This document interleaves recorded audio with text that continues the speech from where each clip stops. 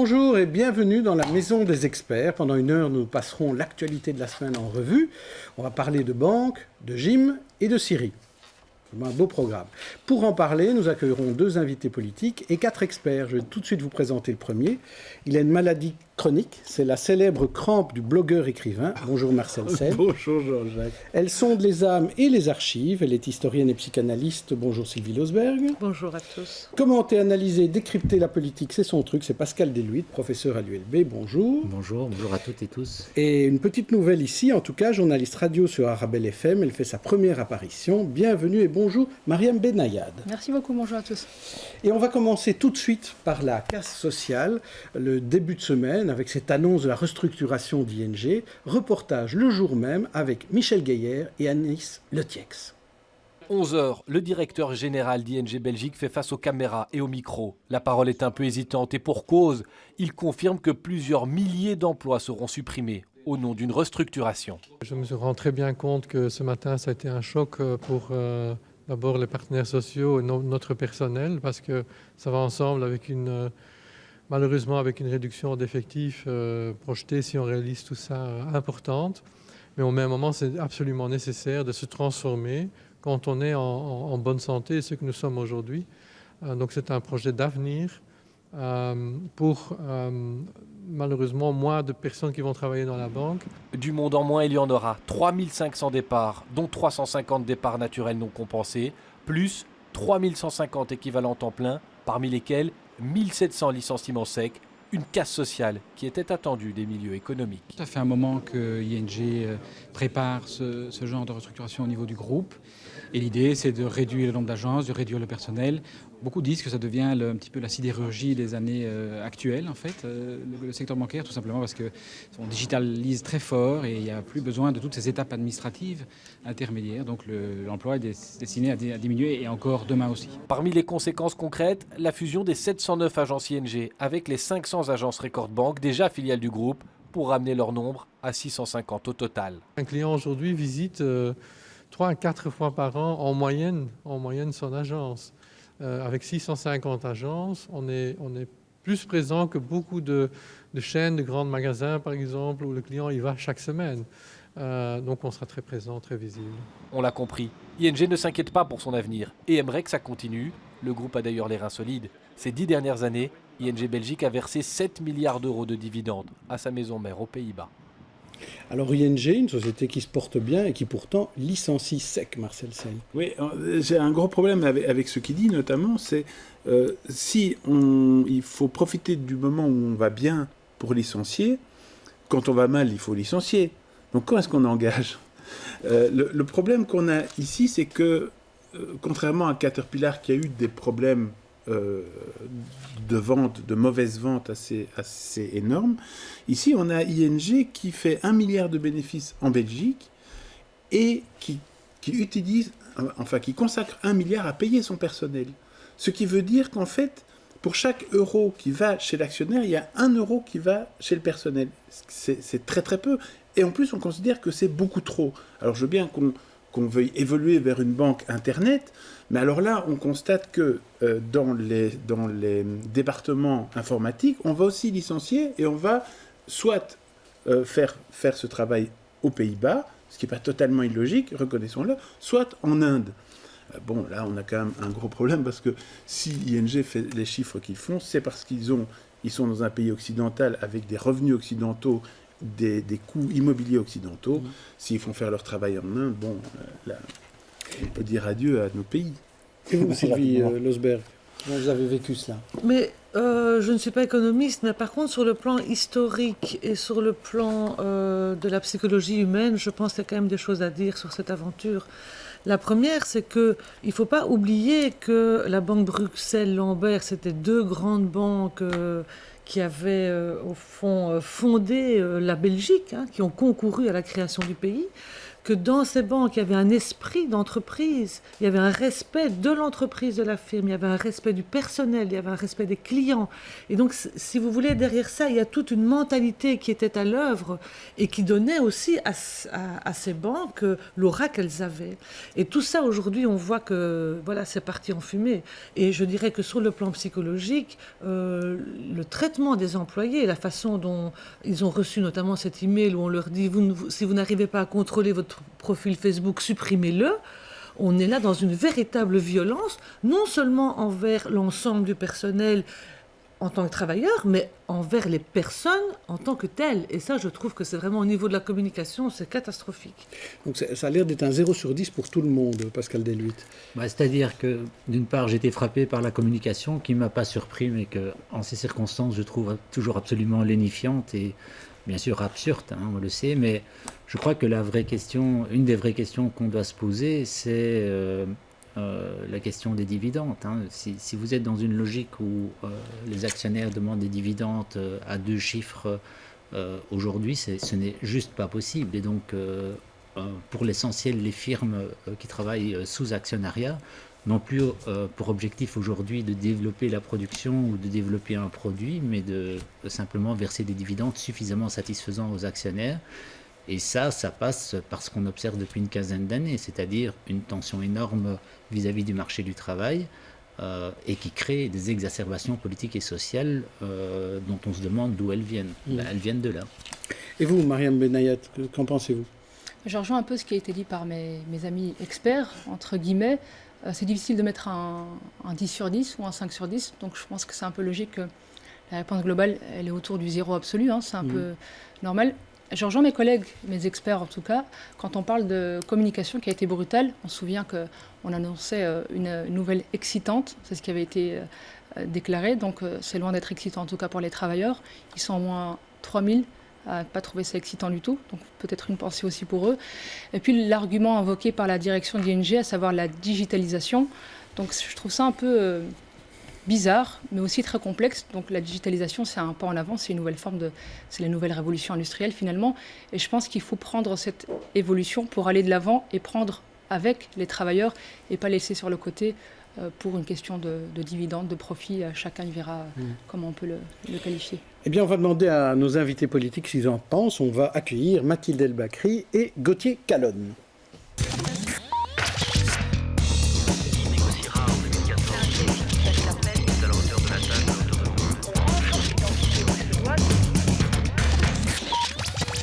Alors, Gauthier Calonne est député fédéral et conseiller communal à Ixelles. Mathilde El Bakri est députée bruxelloise PTB.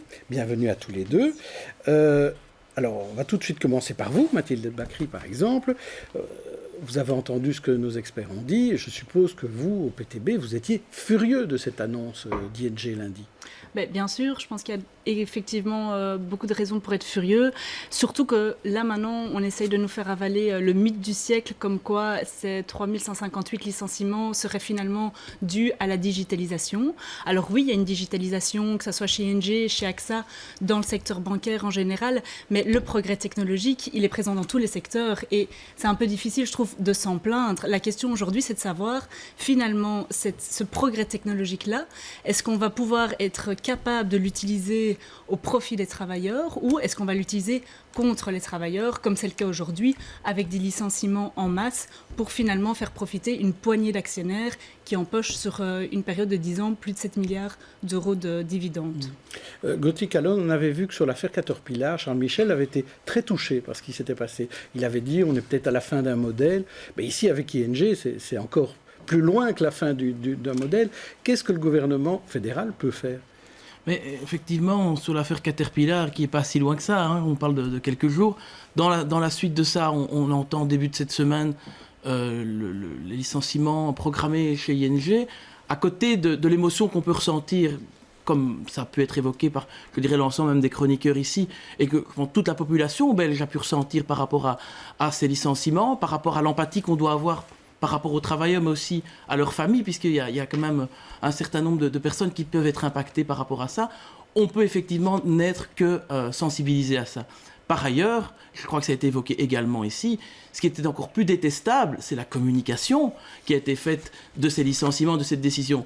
Ce vendredi matin, nous avions une commission à la Chambre, puisque nous avons demandé, l'ensemble des groupes politiques de la Chambre a demandé que soient auditionnés les dirigeants d'ING, mais aussi qu'on puisse entendre les représentants des travailleurs, les syndicats. Et donc on a eu une commission des affaires sociales et économie, une commission mixte où on a pu les entendre. Et une des premières déclarations des dirigeants d'ING, ça a été de dire on a sous-estimé l'impact émotionnel de notre décision.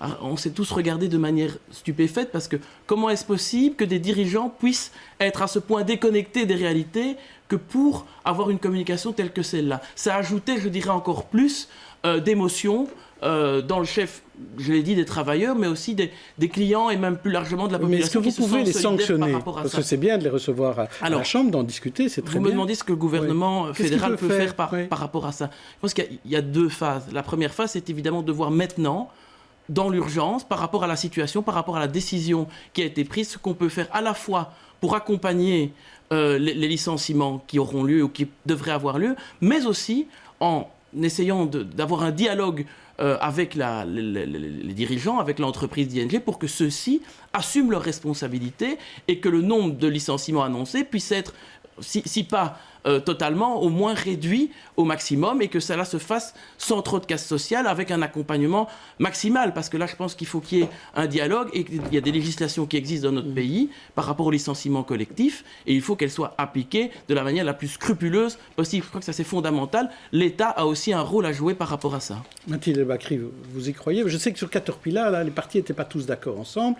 Ici, sur ING... Mais sur ING, je pense qu'on est en train de voir la digitalisation comme un problème, alors qu'on pourrait aussi voir le cas du secteur bancaire et particulièrement d'ING comme étant une entreprise qui est aujourd'hui face à une opportunité énorme, qui est de pouvoir offrir à ses travailleurs la semaine des 30 heures avec maintien de salaire. On est dans une situation où on doit vraiment réellement se poser la question finalement à qui va les gains des bénéfices qui est dû à l'augmentation de la productivité, de réfléchir le travail autrement pour alléger le travail, pour pouvoir permettre aux travailleurs, aux employés d'ING et plus largement après en Belgique, de pouvoir concilier réellement vie de famille et vie professionnelle. Vous voulez dire au patron d'ING, ne donnez pas d'argent en dividendes, mais donnez plutôt l'argent aux employés. En tout cas, un peu moins d'argent en dividendes, je pense que ça fera de mal à personne. Je veux quand même rappeler que le problème aujourd'hui, c'est aussi que les actionnaires attendent des dividendes de 10 à 13%, ce qui est particulièrement impossible. Et alors, pour revenir aussi sur la responsabilité que le gouvernement a aujourd'hui, il y a aussi une énorme responsabilité, parce qu'on nous a parlé des jobs, du fait que les cadeaux fiscaux permettraient de maintenir ou voire de créer de l'emploi. Ici, on est dans une situation où ING a profité de plus de 2 milliards de cadeaux fiscaux, des cadeaux faramineux qui finalement n'ont servi qu'à détruire l'emploi et n'ont pas pu sauver un seul emploi chez ING. Pascal Deluit. Mais si on est dans une logique telle que l'a annoncé le Premier ministre de relance de l'investissement, comment vous imaginez le budget 2017 et en particulier dans l'épineux problème recettes-dépenses pour financer ce plan d'investissement et éventuellement aussi pour je dirais, aller plus avant dans une fiscalité plus nette et plus claire vis-à-vis d'entreprises qui licencient alors qu'elles vont bien et qu'elles offrent des dividendes extrêmement importants aux actionnaires. Oui, Gauthier Calonne. Mais tout d'abord, effectivement, il y aura des leçons à tirer, parce que je n'ai pas eu l'occasion de le dire précédemment. J'ai dit qu'il fallait agir effectivement dans l'urgence, c'est ce qui a été fait. Le Premier ministre directement a réuni les travailleurs sociaux, les dirigeants, même des régions, puisqu'il y a eu une task force, une plateforme avec les entités fédérées et le gouvernement fédéral, donc directement pour avoir une réaction forte par rapport à ça. Mais sur l'avenir, moi je pense que dans un deuxième temps, il faudra quand même en tirer les leçons, puisqu'on a successivement Caterpillar, maintenant ING, ce sont des grosses entreprises qui licencient ou qui annoncent des décisions de licenciement relativement importantes. Donc je crois qu'il faudra quand même tirer des conséquences par rapport à ça. Ça a été très clair et ça a été dit notamment par mon chef de groupe Denis Ducarme ce vendredi matin en commission. Il faudra tirer toutes les leçons par rapport à ça. Pour revenir à la question de M. Deluit sur l'investissement public, ça a été annoncé à la fin du mois d'août par le Premier ministre, mais aussi par le vice-premier ministre en charge de Bell'iris, Didier Reynders, qu'il faudrait un investissement, notamment aussi pour relancer la croissance. Les taux étant faibles, c'est le moment aussi pour investir. Je pense qu'il faudra en tenir compte dans la confection du budget.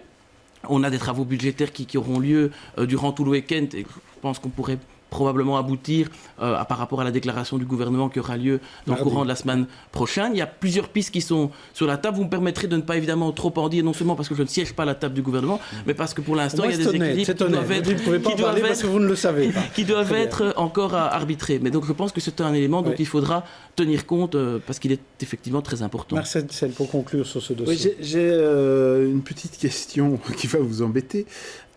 Donc, depuis le début, depuis l'installation de la Suédoise, le gouvernement a promis une diminution du coût du travail en Belgique, au prix notamment d'un saut d'index, etc., d'un certain nombre de sacrifices de travailleurs. Et puis maintenant, on voit qu'il y a quand même... en fait, on se dit que ce ne sera jamais suffisant, que le travail ne sera jamais suffisamment bon marché en Belgique, dans le cas d'ING, ou qu'il est juste un tout petit peu trop cher dans le cadre de Caterpillar. Est-ce que c'est pas un aveu d'échec Je veux dire, est-ce que vous n'avez pas pu aller suffisamment vite ou une réponse rapide. Je vais vous répondre et je vous remercie d'ailleurs de poser cette question parce qu'elle me permet de dire deux choses. La première, c'est qu'effectivement, ces décisions qu'on entend, elles sont dramatiques. Je pense que je l'ai dit, on ne peut plus clair. Le Premier ministre hier à la Chambre l'a été, et je pense que la condamnation, elle est unanime. Par rapport aux emplois, jobs, c'était dans la déclaration du Premier ministre. Je pense qu'il y a depuis la création de la Suédoise 76 000 emplois qui ont été créés. Ce sont des chiffres objectifs, vérifiables. Considérable. On annonce, et c'est pas le bureau d'études, le centre Jean Gaulle qui l'annonce, c'est la BNB qui dit que 2016-2018, il y aurait 140 000 emplois qui vont être créés et qu'à l'horizon 2020-2021, et là c'est le bureau du plan qui l'indique, on est à 230 000 emplois qui pourraient être créés. Donc vous restez optimiste. Donc moi je reste évidemment optimiste, mais prudent et vigilant, parce que quand on voit les situations que celles qu'on a vécues, on se dit qu'il y a aussi des drames sociaux qu'il faut tenter de pouvoir éviter. On va un peu parler de Mathilde El Bakri, mais pas que d'elle en fait. On va parler du PTB, parce que on va parler des suites de tous ces conflits sociaux finalement qui permet au PTB de se mettre en avant. Un PTB devenu, selon les sondages, troisième parti, à la fois à Bruxelles mais aussi en Wallonie. C'est ce qu'indiquait Marine Hubert dans notre 18h à l'occasion de la publication du dernier grand baromètre du soir. Le PTB devient le troisième parti à Bruxelles. C'est l'un des grands enseignements du dernier baromètre. RTL, Le Soir, Ipsos. L'EMR reste premier parti avec 20,3% des intentions de vote. Le PS chute à 15,5% et le PTB passe devant Défi, Écolo et le CDH avec un peu plus de 11%. Au hit parade des personnalités politiques préférées des Bruxellois, Maggie De Bloch est toujours en tête, suivie de Charles Michel et Didier Reynders. Alors Pascal Dehude, pour vous qui êtes le grand spécialiste du PTB dans le monde entier, ce n'est pas une surprise. Non, ce n'est pas véritablement une surprise. On est dans un registre de dynamique et cette dynamique se poursuit, je crois, pour deux raisons. D'une part, parce que on est dans un moment d'exacerbation politique et sociale depuis la crise financière de 2008 qui s'est mue en crise économique, crise sociale, on en a parlé il y a quelques instants. Et puis le PTB a lui-même poursuivi une grande activité, a fait preuve d'un grand activisme sur différents terrains, et en particulier le terrain social. Et la question que je me posais par rapport à cette dynamique, c'est si on n'assiste pas aussi à un tournant, c'est que je pourrais appréhender à l'aune de deux angles. Le premier, un angle interne, c'est, me semble-t-il, une difficulté plus grande pour le parti de gérer ce succès annoncé et l'arrivée de nouveaux adhérents, et donc la difficulté à faire émerger des cadres nouveaux et à encadrer le mouvement d'arrivée au PTB. Et puis une nouveauté, me semble-t-il, qui concerne le monde des médias, c'est que jusqu'en 2014, même 2015, le PTB était plutôt accueilli sympathiquement par les médias, pour des bonnes et des mauvaises raisons parfois. Mais on voit que le vent tourne en la matière et que dans les lignes éditoriales, dans le chef d'un certain nombre de journalistes, il y a une envie, peut-être pas d'en d'écoute, mais en tout cas d'en savoir plus, et que le PTB a un peu plus de mal à gérer aussi. Donc je voulais peut-être avoir l'avis de Mme El Bakri sur la question. Est-ce que vous avez l'impression, si on parle des médias, que les médias sont moins gentils avec vous qu'avant ? Je ne sais pas si je dirais ça. Oui, je pense que c'est le jeu médiatique aussi, de poser des questions, d'aller un peu chipoter là où ça fait mal, d'aller toucher un peu partout pour en savoir plus.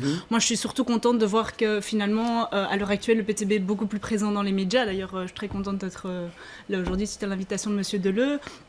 Après, sur les défis, effectivement, il y aura un tas de défis. On est passé de quelques années, on a triplé nos membres. On est aujourd'hui un parti de 10 000 membres actifs. Et je pense que c'est ça aussi qui fait le succès du PTB, c'est que c'est un parti dans lequel les membres sont actifs dans leur quartier, dans leurs entreprises, auprès de leur famille, etc. Vont à la rencontre des gens, des travailleurs, comme des travailleurs d'ING vendredi matin au piquet, se soucient réellement de ce qui vit en fait dans la population pour relayer les problèmes que vivent les gens. Moi, je vais prendre un exemple très concret aussi qui révèle un peu le travail qu'on fait au Parlement. On dit souvent qu'on fait du Parlement-rue. Donc, il y a plus ou moins un an, il y a la secrétaire d'État à la propreté, Fadila Lanan, qui proposait de supprimer une récolte de sacs blancs par semaine. Et donc, le PTB aurait pu se satisfaire de voter contre le projet, dire ben non, nous ne soutiens pas. Mais ce qu'on a été faire, c'est qu'avec ce projet, on a été trouver nos électeurs, nos sympathisants, etc., pour leur demander mais qu'est-ce que vous en pensez ? Est-ce que c'est gérable de garder dans les appartements qu'on connaît aussi, on connaît la situation à Bruxelles, des appartements qui sont parfois petits, sans balcon, sans jardin, etc. Est-ce que c'est possible de garder finalement ces poubelles pendant une semaine ? Alors ça peut paraître futile aux yeux de certains, mais finalement, on a réussi, donc les gens, donc, spontanément, nous ont dit ben non, attends, c'est impossible, c'est vraiment pas gérable, etc. Et donc, grâce à ce retour des gens, ben, on s'est organisé, on a mis une pétition en place, on a fait récolter... Vous êtes actif sur le terrain, c'est ça, et finalement, on a récolté pour prendre cet exemple. Mais est-ce que vous êtes prêt, c'est en 2009, ça reste comme ça, vous allez entrer dans un gouvernement régional bruxellois ? Ben alors, comme on le dit souvent, la participation au pouvoir, elle se fera pas à n'importe quel prix. Donc, c'est pas l'objectif de rentrer dans un gouvernement. Et quand vous voyez le tableau, avec qui vous pouvez gouverner ? Je pense qu'il n'y a pas de secret. Si on doit gouverner avec certains partis, il y a des partis avec qui il me semble que c'est inconciliable, malheureusement. Avec votre voisin, par exemple. Avec mon voisin, ça va être très, très difficile. Mais voilà. Le voisin sur le tableau ou le voisin ? Non, mon voisin ici. Donc c'est plutôt PS, écolo. Plutôt PS, écolo, oui, je pense que c'est un secret pour Défi personne. Maintenant, ça dépendra aussi des un secret pour les observateurs, en tout cas. Vous n'auriez pas de majorité, et en fait, plus vous montez, plus le PS va devoir gouverner avec le MR. Est-ce que vous n'êtes pas l'allié objectif du MR ? J'ai posé cette question-là pendant cette semaine. Oui, un volontaire, un allié objectif finalement. Chacun de votre côté, vous récoltez des Je ne pense pas. Je pense que le PS doit aussi faire un propre bilan interne sur les choix qui ont été posés en termes d'austérité, de chasse aux chômeurs, rien qu'à Bruxelles. Je vais prendre aussi un exemple sur lequel je suis active, c'est les loyers, l'encadrement des loyers, qui était donc sous l'ancienne législature, la grille des loyers était effectivement dans l'accord de gouvernement. Le PS n'a rien fait pour le mettre en place. Aujourd'hui, le PTB arrive effectivement avec cette proposition-là pour plafonner les loyers à Bruxelles avec des critères objectifs pour pouvoir permettre effectivement de faire diminuer les prix des loyers à Bruxelles. Est-ce que c'est à cause des propositions concrètes du PTB que le PS diminue ? Non. Je pense que... Écoutez, Calonne, vous voyez le PTB comme un parti extrémiste ? Mais je voulais peut-être juste, parce que vous avez posé la question à ma voisine de savoir par rapport au sondage, moi je m'en méfie toujours un petit peu parce que ce n'est qu'un reflet de l'opinion à un moment donné et on peut voir que parfois certains sondages ne se vérifient pas et même parfois de manière très très éloignée dans les urnes puisque les citoyens vont parfois avoir tendance à changer de comportement par rapport à ce qui était annoncé. Je vois que d'ailleurs votre sondage annonce 4,4% de marge d'erreur, c'est quand même important, mais vous me permettrez quand même de me réjouir puisque l'autre enseignement, c'est aussi de voir que le MR est de loin le premier. Ça vous dit, je ne crois pas au sondage, mais j'aimerais. Et de loin le premier parti. Vous savez, les sondages, quand ils sont bons, on aime toujours les citer. Donc je ne vais quand même pas bouder mon plaisir de reconnaître que le parti, mon parti, est largement et de très loin en tête. Mais comment qualifiez-vous le PTB ? Alors le PTB, bon, moi j'ai pas pour habitude de commenter ce qui se fait dans les autres partis, mais en tant que démocrate, en tant que libéral, c'est vrai que ça m'inquiète de voir une poussée des partis extrémistes. Alors, le PTB, c'est un parti d'extrême gauche, mais c'est un parti extrémiste. Et donc, voilà, je pense que le discours du PTB n'est pas partagé par le MR. Et que, voilà, moi, ça m'inquiète un petit peu, cette poussée extrémiste et l'inquiétude qui peut en ressortir. Il y a nos deux expertes qui veulent parler. Sylvie Losberg d'abord. Oui, alors moi je trouve que c'est assez rafraîchissant dans le paysage politique de voir qu'un parti qui a quand même une base, je trouve, assez jeune, qui expriment un message très différent. Je pense que dans une démocratie, c'est plutôt une bonne chose. Maintenant, il y a le côté, je pense, très représentatif. Je pense que vous êtes un parti où on voit des représentants qu'on ne voit dans aucun autre parti, hein, par exemple votre ouvrier à Liège, M. Gillot. Ça aussi, je trouve que c'est important parce que je crois qu'il y a une partie de la population qui se retrouve là-dedans et je pense qu'il ne faut pas le nier. Je pense qu'il faut vraiment pouvoir en prendre le meilleur. Maintenant, en tant que féministe, j'ai un petit souci. J'ai regardé votre programme à Bruxelles et je trouve qu'il y a un biais idéologique qui me gêne. Bon, d'abord, on ne va pas revenir sur la référence à Staline, mais plutôt sur la question du féminisme. Dans votre programme, on fait référence aux femmes sous 3 angles. Le premier, dans le programme même, c'est « Il est temps qu'une multinationale paye plus d'impôts qu'une femme de ménage ». Bon, pour moi, c'est très stéréotypé. Le deuxième, c'est beaucoup de la question du voile en entreprise. Je trouve que c'est un biais qui est tout à fait réducteur. Et le troisième, c'est il faut plus de crèches pour que les femmes puissent aller travailler. Donc, entre la femme voilée, la mère et la femme de ménage, je me demande où sont la majorité des femmes, c'est-à-dire les femmes émancipées qui ont aussi une parole qui n'est ni celle d'un travail précaire ou dévalorisé, ni d'une femme musulmane, ni d'une mère de famille. Rapide réponse d'une autre femme. Très rapidement, oui, je pense que c'est un tout petit peu caricaturé d'en rester à voilà. C'est dans votre programme. Non, c'est vrai que c'est un slogan, l'aspect il est temps qu'une multinationale paye plus d'impôts qu'une femme de ménage et la comparaison malheureuse, si elle peut être interprétée comme quelque chose de réducteur ou de sexiste. Mais je pense qu'on a aussi une vision aussi transversale. Par exemple, toutes les mesures d'austérité, toutes les mesures d'exclusion du chômage, oui, quand on regarde les chiffres, elles touchent plus particulièrement les femmes et c'est malheureux, mais aujourd'hui, c'est la réalité en Belgique. Les femmes sont surreprésentées dans les temps partiels, dans le travail plus précaire. Et donc, pour arriver aussi à une émancipation plus complète de la femme, oui, on aura besoin de services publics, de qualité de services publics dans lesquels parce que les femmes sont aussi les plus grandes bénéficiaires de ces services publics. Et moi, je pense tout particulièrement à 2 collègues à l'époque qui ont dû prolonger leur congé de maternité par un congé parental parce qu'elles ne trouvaient pas de place en crèche. Alors, ce qui est malheureux, bien sûr, c'est de se dire qu'aujourd'hui, quand il y a un problème avec la garde des enfants, finalement, ça retombe. Et ça, mais la question était sur le stéréotype, pas tellement sur le fond, je crois. Mariam Benayad. Oui, moi je voulais revenir sur le sondage en fait et les intentions de vote à Bruxelles. Et on va clôturer avec ça. On va clôturer avec ça. Donc on voit que le numéro 1 au hit parade, c'est le MR à Bruxelles. Donc tant mieux pour vous, si je puis dire.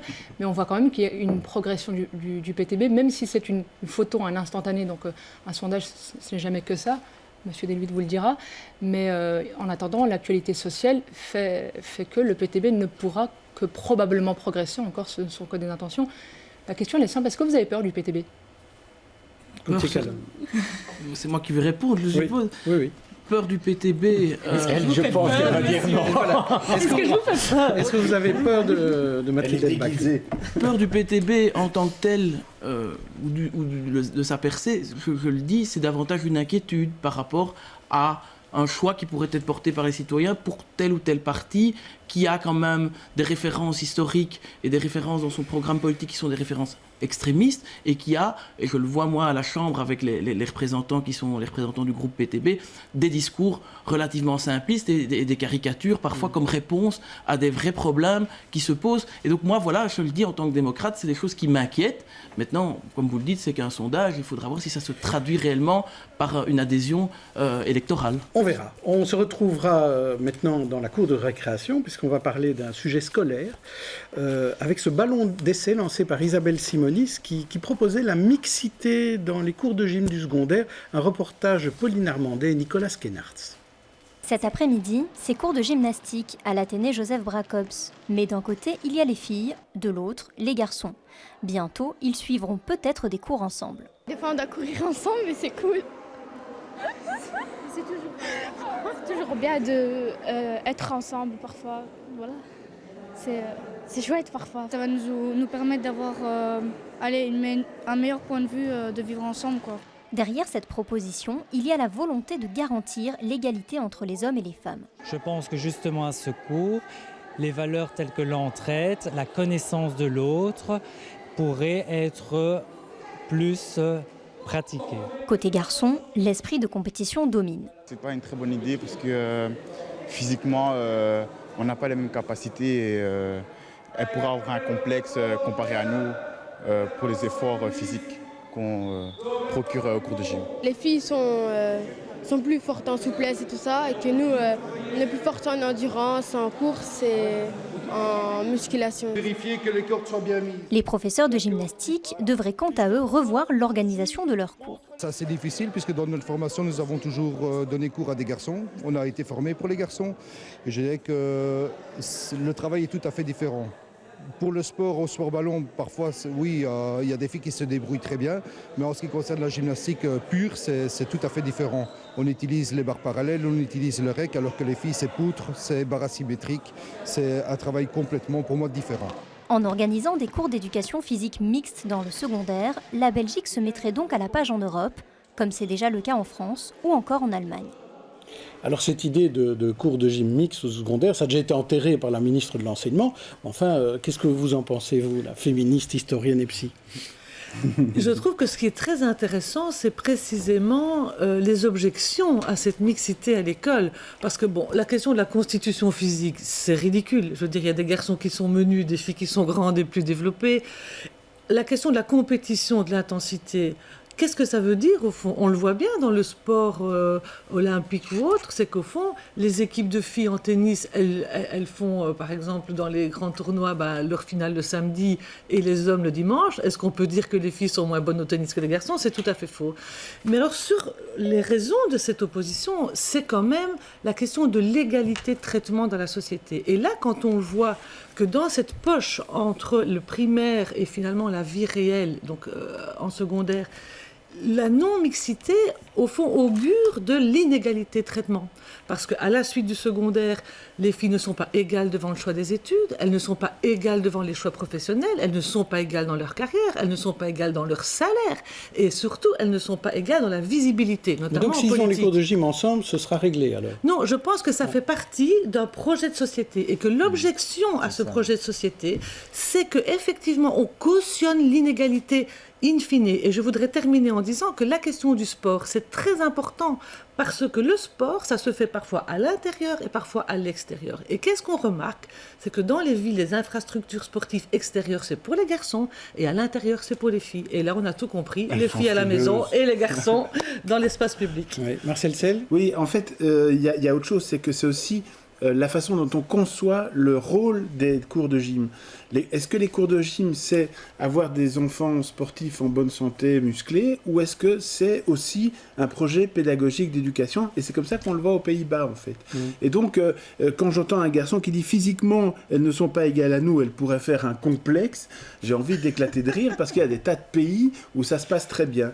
Et je note que, comme toujours, c'est enterré par un parti qui a des origines plutôt religieuses. Donc, il n'est pas ici, mais je vais vous demander votre avis à tous les deux. D'abord, Gauthier Calonne, pour ou contre cette idée de mixité obligatoire des cours de gym en secondaire ? Déjà, ce qu'on peut regretter, c'est qu'il y a une annonce qui est faite par un parti, puis 3 jours plus tard, D'accord, mais pour ou contre ? un autre parti qui dit le contraire. Qu'est-ce que vous en pensez ? C'est dommage parce que ici, on occulte peut-être un peu le fond des choses. Alors moi, je suis évidemment pas opposé du tout. Je pense que, comme libéral, il faut pouvoir tendre vers toujours plus de droits, plus d'égalité, et ça passe aussi par la mixité. Ça me paraît assez évident. Maintenant, de savoir si dans telle ou telle école ça doit être fait, si ça doit être systématisé, je vous le dis, moi, j'ai pas d'objection. Je pense qu'il y a aussi d'autres leviers sur lesquels il faut agir pour établir plus d'égalité. Je pense à l'écart salarial, je pense à plus de présence de femmes dans des fonctions dirigeantes. Juste pour ce qu'on appelle le plafond de verre. Mais je pense qu'il y a d'autres éléments sur lesquels on peut travailler. Mais pour être clair, je viens à votre réponse. Pour être clair, moi j'ai pas de souci. J'ai des parents enseignants. Ils sont tout à fait favorables aussi à ce genre de mixité. Je pense que si c'est un atout, ça peut être tout à fait positif. Donc je suis plutôt favorable. Oui. Très bien. Merci. Mathilde El Bakri, pardon. Mais déjà, je tiens à rappeler qu'il y a une circulaire qui existe qui permet aux écoles d'organiser ou pas la mixité dans les cours de gym. Après, je pense que la proposition en tant que telle n'a rien de révolutionnaire. Si je ne me trompe pas, en Flandre, les cours de gymnastique sont déjà mixtes. Et vous, qu'est-ce que vous en pensez? Moi, je suis vous êtes pour l'obligation ou pas? C'est ça la question. Mais moi, je rejoins assez fort ce que Madame a dit sur l'aspect de... C'est un travail aussi qui doit se faire au niveau de la société. Parce que la mixité, elle est aussi... c'est pas que les cours de gymnastique sont indifférents à tout ce qui se passe autour de nous dans la société. Et moi, ce qui m'inquiète aujourd'hui, c'est de voir tous les messages aussi par lesquels on est bombardé, principalement par la publicité, qui sont un peu des incitives comme ça, qui sont envoyées et aux jeunes filles et aux jeunes garçons. Donc, les jeunes vous n'y filles... êtes pas favorable, si je comprends bien. Je me pose la question de savoir si, en imposant la mixité dans les cours de gym, est-ce que vraiment on va réussir à augmenter l'égalité homme-femme? C'est une question qui, pour ma part, reste ouverte. Mariam Benayat. Écoutez, moi j'écoute un peu les avis de tout le monde et on parle de mixité. Bon, ok, donc c'est mixte en primaire, c'est plus mixte en sequendaire, puis après quand on devient adulte, on ne sait plus trop comment ça se passe. Cette égalité homme-femme, déjà, elle n'existe pas dans plein d'endroits. On parlait d'inégalité salariale. Donc si on mélange les garçons et les filles dans le cours de sport, c'est très bien, mais qu'après on se rend compte que la réalité elle est beaucoup plus dure. Il y a déjà un problème avec ça. Et puis quand j'entends mixité, je pense que si on veut se battre pour plus de mixité, plus d'égalité, il y a la mixité des genres, mais la mixité socio-culturelle. Et ça, c'est un vrai combat qu'on doit mener à Bruxelles. Je pense que c'est vous, les acteurs politiques, qui devez mener ce combat d'ailleurs. Et donc, se mélanger à l'école pour les cours de gym, c'est très bien, mais se mélanger tout simplement partout, c'est encore mieux. On aura certainement l'occasion d'en reparler. On va passer à nos autres sujets. Sinon, on n'aura pas l'occasion de parler des 2 derniers thèmes de la semaine. Un thème assez important, c'est la Syrie. Il commence à y avoir des manifestations. Il y en a eu 2 cette semaine. Et c'est notamment cette situation à Alep qui touche beaucoup de gens. Les bombardements, les civils qui sont touchés, les hôpitaux, notamment avec le régime Assad et ses alliés russes et iraniens qui bombardent donc ces populations dans Alep. Alors, il y a eu des coups de gueule des uns et des autres, mais rien n'a l'air de changer. Alors, je vais vous demander, Mariam, quelle est votre analyse par rapport à cette situation particulière de ces manifestations qui ont lieu, d'un début de prise de conscience? Déjà, une prise de conscience, c'est toujours positif, même si elle est assez tardive. Les morts se comptent par centaines de millions en Syrie. L'analyse, je ne peux pas la donner d'un point de vue politique parce que ce n'est pas du tout mon domaine, mais c'est clair que cette guerre complexe, où il y a beaucoup trop de personnes qui participent. On le voit au quotidien, on traite l'information, donc on voit les morts, les victimes, c'est l'incompréhension totale. La mobilisation, c'est une très bonne chose, mais je pense qu'il y a encore beaucoup d'éléments qu'on doit éclairer sur ce conflit qui reste, je le dis et je le répète, manifestement trop complexe pour qu'on puisse le comprendre ici à notre échelle. Encore une fois, j'interpelle les politiques, peut-être qu'il y a un peu plus de choses à faire de ce côté-là. Alors, Pascal Deluitte, vous vouliez interpeller le PTB sur ce dossier syrien. Oui, c'est un dossier complexe à géopolitique très diverse, mais... je voudrais bien interpeller la position du PTB. J'ai lu leur position cette semaine sur le site d'Intal, qui est une position quand même à géométrie très univoque, puisque le responsable principal, sinon exclusif, ce sont les États-Unis. Vous ne citez à aucun moment l'attitude du régime, à aucun moment l'attitude de la Russie. Or, il faut bien dire que ce qui se passe à Alep, c'est quand même essentiellement des bombardements russes. Donc pourquoi ? Je voudrais bien comprendre et pourquoi ce soutien implicite au régime Assad qui quand même est responsable de dizaines de milliers de morts en Syrie. Mathilde El Bakri. Alors, tout premièrement, je vous invite vraiment, pour avoir la ligne du PTB, à vous référer aux articles soit du PTB, soit du Solidaire, qui sont accessibles sur notre site. Intal, c'est le PTB, il faut être très clair. En ce qui concerne... Intal, ce n'est pas le PTB? Non, ce n'est pas le PTB, ce n'est pas la ligne du PTB. C'est le PTB. Alors, quelle est la ligne du PTB là-dessus? C'est plus simple, si vous nous la donnez, ce sera encore plus simple. Mais donc, le PTB a toujours plaidé pour une solution en Syrie qui concerne toute la Syrie et tous les Syriens. Et je pense qu'aujourd'hui, la question principale, c'est réellement de mettre fin à cette guerre, de travailler pour un cessez-le-feu. Je voudrais quand même rappeler que la Belgique est dans une coalition, la coalition occidentale, qui procède... Mais parlez un peu de la Russie et du régime, parce que vous n'en parlez jamais. Si, mais je vais en parler. Donc effectivement, et ça, je crois que c'est la grosse difficulté et le gros malheur aussi du peuple syrien, c'est que... Et la ville d'Alep est particulière parce qu'elle est effectivement divisée entre Alep-Est et Alep-Ouest, une fois sous bombardement russe et du gouvernement syrien, une fois sous bombardement des États-Unis, de la coalition. Et ciblant uniquement des belligérants. Écoutez, je ne vais pas rentrer moi dans un compte d'apothicaire. Attendez, sur le nombre de victimes d'un côté ou de l'autre. Je pense que chaque victime supplémentaire est une victime à déplorer. Donc, il n'y a pas, 100 000 égale 100. Mais une victime du côté qui est bombardée par une bombe russe ou une victime qui est bombardée par une bombe de la coalition occidentale, pour moi, le résultat...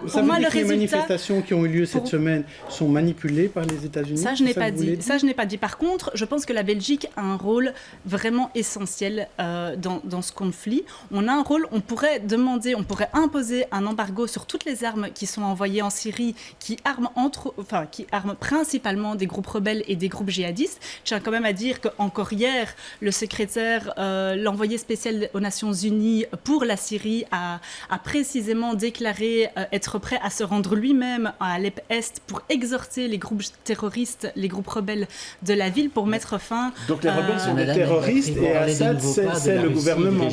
C'est quand même incroyable. Mais si, et je condamne... Je voudrais que vous terminiez, que vous soyez bien clair sur la question de Pascal Deluy, sur le rôle de la Russie et du régime Assad dans ce qui se passe. Je crois qu'on a bien compris le rôle de la Belgique, le rôle des États-Unis, vous l'avez bien expliqué. Maintenant, sur ceux-là, sur les Russes et je suis très claire là-dessus et je condamne les bombardements russes comme je condamne les bombardements de la coalition occidentale dans laquelle la Belgique fait partie.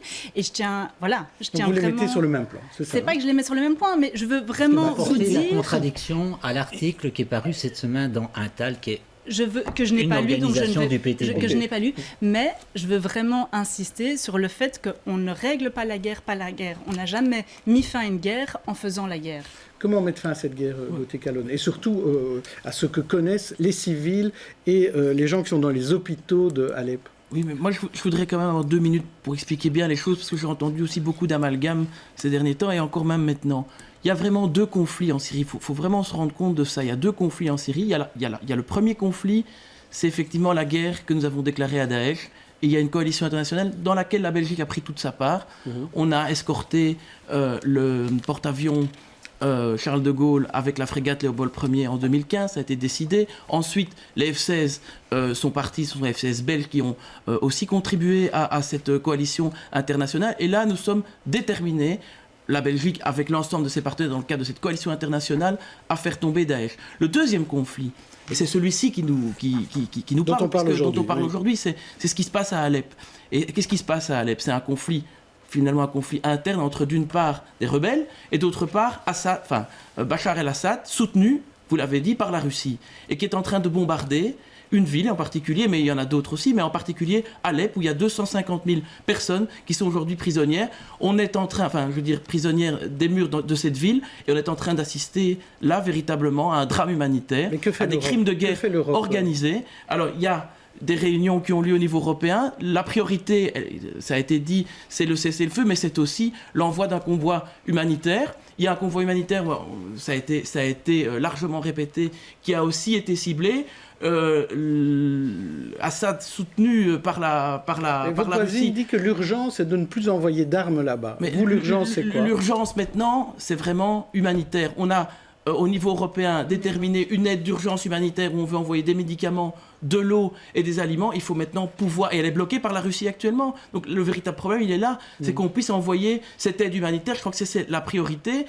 Didier Reynders et Alexander De Croo s'y sont engagés et plaident vraiment en faveur de ça pour qu'on puisse avoir accès à ces territoires. Et alors une deuxième chose sur laquelle je voudrais vraiment insister, ça a été dit par le secrétaire général des Nations Unies, on est en train de commettre des crimes de guerre et il faudra que les responsables soient traduits devant des juridictions internationales. Je pense que ça, c'est important. On ne peut pas laisser passer ce qui est en train de se produire là-bas. Mariam Benayad. Alors, pardonnez-moi de revenir toujours aux politiques, mais j'ai l'impression que l'Europe et les politiciens européens se préoccupent davantage du sort des réfugiés qu'on veut repousser de nos frontières plutôt que de ce qui se passe là-bas. Alors, Daesh est-il plus ou moins fréquentable que Bachar el-Assad? Bachar el-Assad est-il plus fréquentable que Vladimir Poutine, etc., etc. Bon, ça, c'est chacun sa position. Pour ma part, Bachar el-Assad n'est pas fréquentable. Je crois qu'il est le premier responsable de ce massacre parce que bon, les morts se comptent par des centaines de milliers. Et je pense qu'il faut aussi remettre l'acteur au centre du film. Ce que fait Daesh, c'est aussi une guerre d'image, de manipulation. Il y a beaucoup de propagande. Mais ce que fait Bachar el-Assad, avec ou sans la visibilité des caméras, c'est des bombes à sous-munitions. C'est une guerre illégale sur tous les points. Et je pense que beaucoup de politiques nient cette réalité. Le poids de la Russie est très important. On sait que le poids de la Russie au Conseil de sécurité des Nations Unies aussi, il est prêt il menace d'un droit de veto si on veut faire quoi que ce soit. Les politiciens sont paralysés, ils sont absents, ils sont invisibles et ne se préoccupent pas, selon moi, des vrais problèmes. Mathilde El-Bakri. Mais moi, je pense qu'il y a... Je ne sais pas si je suis totalement d'accord, parce que jusqu'en 2013, il y avait effectivement un embargo sur toutes les armes qui étaient envoyées au niveau européen en Syrie. Un embargo qui a été levé, pour les groupes rebelles djihadistes, etc. Et qui est maintenu pour les gouvernements syriens. Donc si on peut le faire, si on a la capacité de le faire pour le gouvernement syrien, pourquoi est-ce qu'on n'instaure pas un embargo total sur les armes? Mais il y a les missiles russes qui ratiboisent des hôpitaux tout le temps. C'est politique que nos hommes politiques... Donc en fait, il faudrait désarmer les rebelles et laisser Assad les écraser sans armes. Non, c'est une question. Je voulais juste réagir parce que vous avez parlé des réfugiés. Et dans le cas précis qui nous occupe, Alep, la Belgique a joué son rôle puisqu'on a accueilli 250 réfugiés d'Alep qui étaient... C'est pas beaucoup. 250 réfugiés d'Alep qui étaient dans une situation particulière d'aide humanitaire et la Belgique a joué son rôle. L'année dernière, par rapport à ça, c'était juste pour donner un élément d'information. Ça me paraît quand même aussi important puisqu'on parle... Je pense que l'ensemble de la communauté internationale doit jouer son rôle, mais un pays comme le nôtre prend aussi sa part par rapport à ça. Je pense que c'est utile aussi de le signaler. Merci. Dernier sujet, cette nouvelle agression qu'on a qualifiée de terroriste, en tout cas que la justice qualifie pour l'instant de terroriste, avec cet ancien militaire qui s'est attaqué à deux policiers en rue, à Schaerbeek. Les policiers sont devenus des cibles. Reportage d'Anthony Keppen et d'Anaïs Letiex. Il était un peu avant midi, sur le boulevard Lambermont, en plein Schaerbeek, quand deux policiers ont été blessés à l'arme blanche. Ce serait lors d'un contrôle que les deux agents civils ont été attaqués par un individu armé d'un couteau. L'un des policiers a été blessé au cou et l'autre au ventre. Ce témoin habite juste en face et a remarqué la détermination du suspect à blesser les policiers. Au début, ils étaient debout. J'ai vu l'agresseur se battre avec le policier du coup. Et il l'a mis à terre. Et donc il était sur lui, il le frappait à coups de poing et coups de pied. Et donc j'avais beaucoup de sang déjà. Et la dame elle criait, elle essayait d'empêcher l'agresseur de frapper. Et elle le prenait par l'épaule, elle le tirait, mais il était vraiment très fort, costaud. Et donc elle le tirait, et l'agresseur l'a repoussé violemment. Elle est tombée une première fois, puis elle est retournée sur l'agresseur. Et c'est là où l'agresseur s'est relevé, il l'a frappé au visage. C'est une autre patrouille de police qui a intercepté l'individu. Un individu neutralisé par tir alors qu'il tentait de fuir. Selon les forces de l'ordre, les jours des deux policiers blessés ne sont pas en danger. Depuis lors, on a inculpé la personne qui a agressé les deux policiers et on a aussi maintenu en détention son frère. Alors, quelle est votre réaction, Marcel Sell? Ma réaction, c'est que... Alors, un tout petit préliminaire, c'est... Il ne faut pas parler de terrorisme quand on n'est pas sûr que c'est du terrorisme. Il ne faut surtout pas dire que ce n'est pas du terrorisme quand ça en est. Ici, qu'est-ce qu'on a? On a un ancien militaire de 43 ans qui attaque deux policiers avec un canif, c'est-à-dire avec une lame de cette dimension-là. Un ancien militaire sait qu'il a tout au plus une chance de les blesser. Donc, pour moi... Ce qu'il a fait. Ce qu'il a fait, oui, bien sûr. Il a heureusement, le policier portait un gilet pare-balles. Heureusement, les policiers c'est pour ça qu'il était attaqué au cou. Mais il a exactement, mais il a aussi, d'après le témoin, tabassé un des policiers, oui. Et l'autre n'a pas réussi à l'en empêcher. Donc c'est quand même un peu une force de la nature. Oui. Mais on sait qu'il y avait aussi un passé, c'est-à-dire qu'il aurait un jour été renversé par une voiture de police.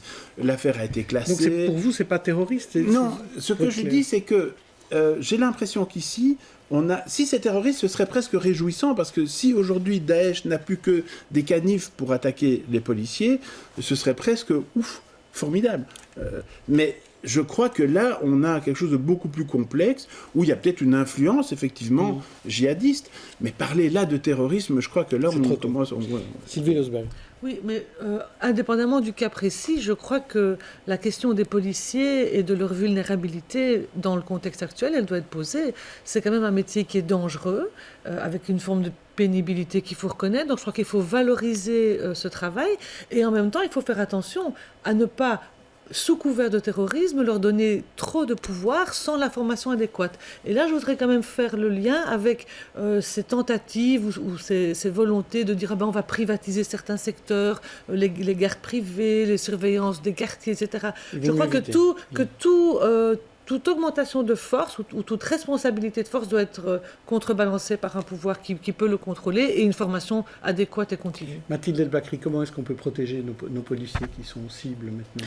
Je pense que tout d'abord, il faut écouter les revendications des représentants syndicaux au niveau du corps de police. Moi, je voudrais aussi exprimer tout mon soutien aux policiers qui ont été victimes, à leurs familles, parce que c'est effectivement un boulot qui est de plus en plus mis sous pression, qui est de plus en plus dur à effectuer. Après, effectivement, sur l'enquête, je laisse le soin aux enquêteurs de trouver. Donc il faut plus de policiers pour vous, effectivement.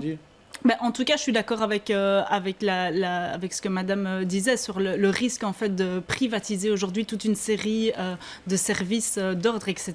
Mais les syndicats demandent d'être plus nombreux et souvent d'être mieux armés. C'est plutôt ça leur demande. Vous les suivez là-dessus? Je pense qu'en tout cas, il y a un travail de prévention aussi qui doit être fait dans les quartiers, d'accompagnement, d'avoir une police, de retourner un peu une police plus locale, plus proche, et des jeunes dans les quartiers, etc., qui ait le temps de discuter avec les gens, de discuter avec les jeunes et qu'on ne soit pas dans un rapport de force comme c'est de plus en plus le cas, où finalement une certaine frange de la population ne se sent plus protégée par des super cow-boys ou des militaires armés. À ma question, ceci étant dit, s'il faut plus de policiers. Gauthier Calonne, tout le monde a l'air de dire qu'il faut plus de policiers, mais est-ce qu'il y a du budget suffisamment pour en avoir davantage? Mais tout d'abord, permettez-moi quand même d'effectivement me joindre à l'empathie générale et à la reconnaissance générale, je pense, de la population par rapport au travail qui est fait par les policiers. Mais pas seulement, par les militaires aussi, puisqu'ils sont déployés maintenant depuis plusieurs mois pour assurer la sécurité générale dans le cadre de cette menace terroriste que nous connaissons malheureusement toutes et tous. Et donc, ils sont des cibles privilégiées et je ne dois pas rappeler les différents cas. Il y a eu à Magnanville en France où il y a un couple de policiers qui a été tué. Il y a eu en août dernier à Charleroi, effectivement, une attaque. Et donc on voit que finalement, Marcel Sell il faisait allusion, les attaques, elles se diversifient, le danger peut venir de partout. Mais comment les protéger? Et donc, comment les protéger? Il y a des mesures qui ont déjà été prises, puisque maintenant, il y a une garde armée qui se situe devant l'ensemble des commissariats de police. Il y a la généralisation d'un gilet pare-balles. D'ailleurs, le policier qui a été atteint portait un gilet pare-balles. Il y a aussi la possibilité de pouvoir disposer de son arme et même de la ramener à domicile pour pouvoir se protéger. Donc je pense qu'il y a une série de mesures qui sont prises par rapport à la protection nécessaire des policiers. Par rapport aux militaires aussi, le Premier ministre a annoncé qu'il y a un corps de surveillance spécifique qui serait mis en place pour progressivement remplacer les militaires en rue par ce corps de surveillance spécifique. Donc je pense qu'il y a des dispositions qui sont prises. Par rapport à votre question sur le nombre de policiers, il y a notamment le plan Canal qui a été développé à l'initiative du gouvernement fédéral pour apporter un renforcement policier d'environ 485 policiers complémentaires dans la zone autour du canal. Donc je pense que là, c'est des effectifs policiers complémentaires qui vont être mis en œuvre. Je pense qu'il faut évaluer aussi progressivement ce qui sera fait. Effectivement, comme dit Marcel Sell, c'est pour Bruxelles. Je pense que le problème ne se limite évidemment pas à Bruxelles, même si c'est quand même malgré tout une cible plus privilégiée. Mais là, quand ils sont deux, ils sont plus facilement ciblés que par exemple quand ils sont trois. Est-ce qu'il faut passer à des patrouilles de 3 ou 4? Non, il n'y en avait qu'un en uniforme et l'autre était en civil. Donc c'était pas vraiment une patrouille qui était visée. La question qui se pose aussi, c'est... Pour conclure. Il faut plus de policiers. D'ailleurs, le cadre n'est pas rempli. Ça, c'est évident. Est-ce que les militaires servent à la sécurité? Ça, c'est une autre question. Mais on ne peut pas non plus aborder ce débat qu'à l'aune de l'aspect il faut plus de policiers. C'est-à-dire que ce qui se passe relativement aux policiers, que ce soit en France ou en Belgique, est simplement aussi un indicateur de ce qui se passe dans la société. Et donc, si on ne regarde pas ce qui se passe dans la société et qu'on se dit que se passe-t-il avec les policiers, on ne va pas voir ce qui se passe. Donc, on sent qu'il y a une tension dans les sociétés, qui est une tension sociale, culturelle très très importante. Et si on ne répond pas à cette tension sociale, culturelle très importante, vous pouvez mettre des patrouilles de 2, vous pouvez mettre des patrouilles de 3 ou de 4, il y aura des incidents, c'est évident. Dans l'histoire, c'est toujours comme ça. Donc, à un moment, il faut aussi se fixer sur la question de la sécurité dans l'amont et pas simplement dans l'aval. On en reparlera, mais pour l'instant, on va passer à nos coups de cœur, parce qu'il nous reste plus que 2 minutes pour terminer l'émission, et on va commencer tout de suite avec Marcel Sel qui va nous parler de cyberharcèlement. Oui, alors voilà, c'est un collectif français au départ qui a lancé ce label qui s'appelle Respect Zone, qui veut lutter contre le harcèlement sur les réseaux sociaux notamment, le racisme sur les réseaux sociaux, etc. Et bientôt, en Belgique, ce collectif va être également présent chez nous. Et donc voilà, rappelez-vous, Respect Zone, et on pourra mettre ce petit badge. On peut déjà d'ailleurs le faire maintenant sur sa page Facebook, etc., pour essayer d'apporter plus de respect dans les réseaux. C'est très bien. Sylvie, et vous voulez parler de Gottlieb? Oui, donc un numéro spécial, la Libre Belgique, l'ADH, sur Gottlieb. Alors bon, il y en a parmi nous qui le connaissent et d'autres pas, parce que c'est quand même les années 70, 80, 90.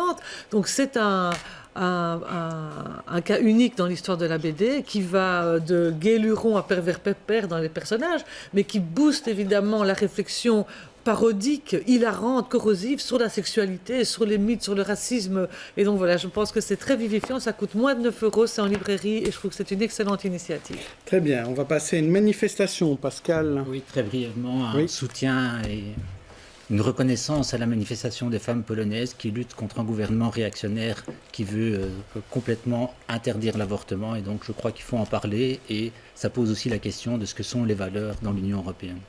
Et vous, Myriam Benayad, vous vouliez parler de justice? Oui, la justice, en l'occurrence la nôtre, celle de Belgique. Bon, il y a eu le procès Westphal, tout le monde l'a suivi, de près ou de loin. Et puis il y a eu une affaire qui n'a strictement rien à voir avec Bernard Westphal, bien évidemment, c'est le jugement rendu par rapport aux étudiantes de Liège, par rapport au port du foulard, qu'on accepte ou pas le port du foulard. Dans les deux cas, en tout cas, il y a eu beaucoup d'émotionnel et la justice a donné une réponse rationnelle qui est liée à la justice. Et donc mon coup de cœur, c'était que finalement, la raison l'a emporté sur la passion, et c'est une bonne chose, surtout pour notre justice. Merci. Moi, je voulais rajouter mon propre coup de cœur, celui de ce livre, Les mots de l'espoir, de Henri Delers-Schneider. C'est à la Renaissance du livre. C'est un livre court, 90 pages, avec une série de réflexions, un abécédaire, avec plein de mots qui donnent de l'espoir. Ça passe de l'alternative à la vigilance, en passant par la mémoire et la gentillesse. Alors, merci pour votre gentillesse, merci pour votre présence. Et on se retrouve le week-end prochain pour une autre émission des experts. Bon week-end à tous.